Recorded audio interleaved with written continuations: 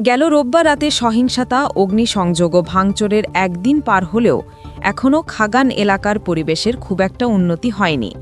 শিক্ষার্থীদের হামলায় ক্ষতিগ্রস্ত হয়েছে আশেপাশের দোকানপাট। ভয় আর আতঙ্কে অনেকে খোলেনি ব্যবসা প্রতিষ্ঠান। যারা খুলেছেন তারাও ভয়ে আছেন। এদিকে আগুন ও ভাঙচুরে ক্ষতিগ্রস্ত সিটি ইউনিভার্সিটি ক্যাম্পাস এখন শুনশান।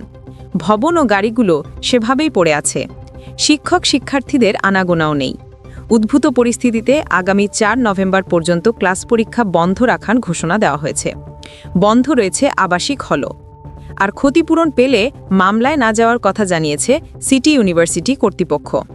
অন্যদিকে নিরাপত্তার শঙ্কায় ৩১ অক্টোবর পর্যন্ত ক্লাস ও পরীক্ষা স্থগিত করেছে ড্যাফোডিল ইন্টারন্যাশনাল ইউনিভার্সিটি। শুধু গাড়ি পোড়ানো আর ভাঙচুর নয়, শিক্ষার্থীদের জিম্মি করে শারীরিক ও মানসিক নির্যাতনের জন্য ক্ষতিপূরণ দাবি করছে কর্তৃপক্ষ। ভবিষ্যতে যাতে এমন অপ্রীতিকর ঘটনা না ঘটে, সেজন্য সবাইকে আন্তরিক থাকার কথা বলছে স্থানীয় বাসিন্দারা।